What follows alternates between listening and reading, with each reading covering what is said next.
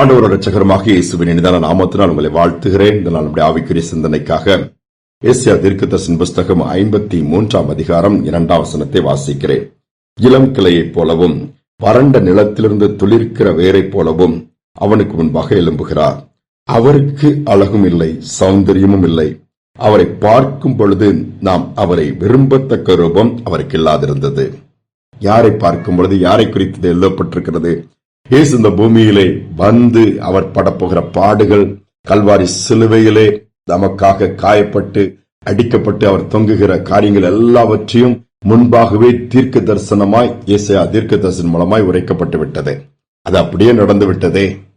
பாருங்கள், எவ்வளவு வல்லமை நிறைந்த ஆண்டவர் அது எல்லா வல்லமையும் துறந்து மனுக்குலத்தை மீட்க ஒரு மனிதனாக அவதரிக்கிறார்.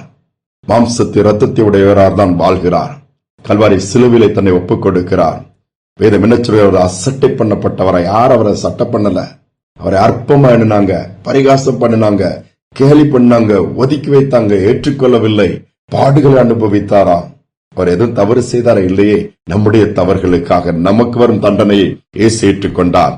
நாம் மீண்டுமாய் அவரை போல மாறுவதற்காக தன்னை பலியாய் கொடுக்கிறார். எவ்வளவு பெரிய தியாகம்! அதை பாருங்க. ஏதேனிலே ஆதாம் ஏவாளை உருவாக்கி வைக்கும் பொழுது தமது சாயலாய் உருவாக்கினார், மகிமையினால் மூடினார். அவர்கள் எப்பொழுது கீழ்ப்படியவில்லையோ ஆண்டவருடைய வார்த்தைக்கு, அப்பொழுது அந்த மகிமை எடுபட்டு போகிறது. அவருடைய பார்வைக்கு நிர்வாணிகளாய் மாறிவிட்டார்கள். அதனால இன்னைக்கு ஆண்டவர் என்னப்படுகிறார்? பிதாவாகிய தேவன் தன்னுடைய குமாரனாகிய இயேசுவை பார்க்கும் பொழுது அவர் பட்ட பாடுகள், அவர் வஸ்திரத்தை ஒரிந்தார்கள், அடித்தார்கள், காயப்படுத்தினார்கள், பரிதாபமாய் சிலுவையில தொங்குப வேதம் சொல்லுவதை பார்க்கத்தக்கது. பார்க்கும் பொழுது விரும்பத்தக்க ரூபம் அவருக்கு இல்லை. அவ்வளவு கொடூரமாய் பரிதாபமான ஒரு நிலைமை.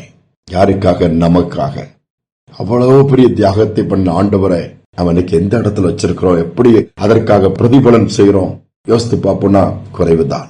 இன்னைக்கு மகிமையை நாம் பெற்றுக்கொள்ளும்படியாய், அந்த மகிமையான வாழ்க்கையை நாம் அனுபவிக்கும்படியான பாக்கியத்தை இயேசுடைய தியாகங்கள் நமக்கு ஏற்படுத்தி கொடுக்குது. இன்னும் தெளிவா சொல்ல போனா ஒரு சம்பவத்தின் மூலமா நீங்கள் அறிந்து கொள்ள முடியும். ஒரு அருமையான தாய், விதவை தாய் தன்னுடைய மகனை படிக்க வைக்கிறாங்க. கஷ்டப்பட்டு படிக்க வைக்கிறாங்க. ஓலை குடிசைதான். இவங்க அந்த பிள்ளைக்காச்சு அங்கங்க வேலை செய்து, எனக்கு கணவன் இல்லையே, என் பிள்ளை எப்படியாவது படிக்க வச்சு பெரிய ஆள் ஆக்கிடணும் அப்படின்னு தான் ஒரு ஆசை. சிறு வயதுல ஒரு நாள் அந்த வீட்டுக்குள்ள அந்த பிள்ளைய படுக்க போட்டு தூங்கிட்டு இருக்கிறத போட்டுட்டு பக்கத்துல போய் தண்ணி குடத்தை வச்சு தண்ணி எடுத்துட்டு வர போறாங்க. திரும்பி வர்றதுக்குள்ள வீடு தீப்பிடிச்சு எரியுது. பக்கத்துல உள்ளவங்களும் அலறாங்க, ஐயோ வீடு தீப்பிடிச்சு எரியுதா, உள்ள குழந்தை இருக்குது, அவள அந்த சிஸ்டர் இருப்பாங்களோ என்னன்னா, யாரும் உள்ள போய் காப்பாற்றுறதுக்கு முன் வரல. இந்த தாய் தண்ணி பிடிச்சிட்டு வரும்போது வீடு தீப்பிடிக்கும், பதறாங்க. ஐயா பிள்ளை உள்ளெல்லாம் இருக்குதுன்னு சொல்லி அலறும் போது கூட யாருமே ஹெல்ப் பண்ணல. ஆனா அந்த தாய் குடத்தை தண்ணி போட்டு வேகமா அந்த தீ எரியிற எதிரிலே உள்ள நுழைஞ்சு போய் அந்த குழந்தைய தன்னுடைய மார்போடு அணைச்சு சுத்திட்டு வெளியே வராங்க. இது உடம்புல தீப்பிடிக்க ஆரம்பிச்சிடுச்சு. சரத்துல பல பகுதிகள் பாதிக்கப்பட்டுச்சு. முகமெல்லாம் எரிந்து பகலி சதையெல்லாம் நிறைய பகுதிகள் கரிய ஆரம்பிச்சிருச்சு. அப்புறம் எல்லாம் சேர்ந்து அணைச்சத குழந்தை பத்திரமா, எந்த ஒரு சேதமும் இல்ல. அந்த பிஞ்சு குழந்தை உங்களுக்கு தெரியும், அவ்வளவு ஸ்கின் சாஃப்டா இருக்கும். ஆனா அதனுடைய எந்த சேதமோ ரூபமோ மாறவே இல்லை. பிறகு ட்ரீட்மெண்ட் பிறகு சரியாயிடுச்சு. இந்த பிள்ளைய வளருது. வளரும் போது தாயின் முகத்தை பார்த்தா கொடூரமா இருக்குது, கையை பார்த்தா ஒரு மாதிரி இருக்குது, அங்கங்க வெள்ளை வெள்ளையா கருப்பா தள்ளும்பா ஒரு மாதிரி இருக்குது. இதுக்கு அந்த குழந்தைக்கு அதனால தாயின் மேல வெறுப்பாயிடுச்சு. பொதுவா பிள்ளைகளுக்கு தான் அம்மா அப்பா நல்லா இருக்கணும், நல்லா இல்லைன்னா என் ஃப்ரெண்டுடைய அம்மா அப்பா எல்லாம் எவ்வளவு அழகா இருக்கிறாங்க, அவங்க எல்லாம் எவ்வளவு நல்லா இருக்கிறாங்கன்னா ஒரு எண்ணங்கள் வரும். இதனால அந்த தாய் அந்த பையன் வளர வளர வெறுக்க ஆரம்பிச்சான். கிட்ட வரமாட்டான், பேச மாட்டான், அவங்க தொட்டா கூட கையெடுத்துருமா அப்படின்னு சொல்லுவான். ஸ்கூலுக்கு போய் ஜாயின் பண்ண ஆரம்பிச்சான். இந்த தாய் எதுவுமே காண்பித்துக் கொள்ளவில்லை. செய்ய வேண்டிய கடமையெல்லாம் இந்த தாய் செய்து கொடுத்தாங்க. கஷ்டப்பட்டு வேலை செய்து ஃபீஸை கட்டினாங்க, சாப்பாடு போட்டாங்க, ட்ரெஸ் எடுத்து கொடுத்தாங்க. ஆனா இவனும் வெறுப்பை காண்பித்துக் கொண்டே இருந்தான். ஒரு நாள் அப்படி வரும்போது ஒரு அங்கிள் பேச ஆரம்பிக்கிறாரு. எப்படிப்பா இருக்கிறா, எப்படி படிக்கிறான்னு சொல்லிட்டு இருக்கலாம் அப்படின்னு சொல்லும் போது, ஆனா எப்பவுமே நீ ஒரு மாதிரி துக்கமா இருக்கிறிய, ஒரு மாதிரி வெறுத்தியா இருக்கிறேன்னு சொல்லி கேட்கும் போது, ஒண்ணு இல்ல அங்கிள் சொல்லலாம். சொல்லுப்பா அப்படின்னு சொல்லி கேட்கிறாரு. இல்ல அங்கிள், என் ஃப்ரெண்டுடைய அம்மா அப்பாலாம் எவ்வளவு பார்க்க அழகா இருக்கிறாங்க, கொஞ்சுறாங்க, முத்தம் கொடுக்கறாங்க, அவங்க அப்படியே கையோட அணைச்சு வச்சுடுறாங்க, அங்கங்க கூட்டிட்டு போறாங்க, எல்லா இடத்துலயும் பார்க்க முடியுது. எங்க அம்மா பார்த்தா அந்த முகத்தை பாக்குறதுக்கே விரும்பத்தக்க விதத்துல இல்ல. கைய பாருங்க, உடம்பெல்லாம் பாருங்க இப்படி இருக்குது என்பது எனக்கு கஷ்டமா இருக்குது அங்கிள், வேற வழி இல்லாம நான் உட்கார்ந்துட்டு இருக்கும்போது அந்த அங்கிள் அப்படியே பார்த்துட்டே இருந்தாரா. என்ன அங்கிள் ஒண்ணுமே சொல்ல மாட்டேங்க, அதானே நீங்க பாத்திருப்பீங்களா, எங்க அம்மா தான் உங்களுக்கு தெரியுமே. அப்போ பேச ஆரம்பிச்சாங்களா, நீ சின்ன பிள்ளைப்பா. ஒரு நாள் வீட்டுல தூங்கிட்டு இருக்கும்போது அம்மா பக்கத்துல தண்ணி எடுக்கும்போது வீடே தீ பிடிச்சிருச்சு. அது ஓலை வீடாச்சுதே. ஊர்லாம் கூடி வந்து பார்த்தாங்க, வேடிக்கை தான். யாரும் உள்ள போய் உன்னை காப்பாத்தல. ஒருவேளை அம்மா போய் உன்னை தூக்கிட்டு வரலன்னா நீ அன்னைக்கு தீயில எரிஞ்சு போயிருப்பா. உனக்கு எந்த சேதம் வராதபடி மார்போடு அணைச்சிட்டு உன்னை பத்திரமா வெளியே கொண்டு வந்துட்டாங்க. அந்த தீக்கு உங்க அம்மா இரையாயிட்டாங்க. அந்த தீனால் பட்ட புண்கள் தான், அந்த சுவடு தான், அந்த அடையாளம் தான். அதெல்லாம் ஏதோ உங்க அம்மா பழச்சுக்கிட்டாங்க. அந்த தியாகம் சாதாரணமானது இல்லப்பா. இப்படி அங்கள் இதை யாருமே எனக்கு சொல்லலையே. சாரி எங்கள், நான் எங்க அம்மா எவ்வளவு தப்பா நினைச்சிட்டேன், எவ்வளவு அசிங்கமா நினைச்சிட்டேன்.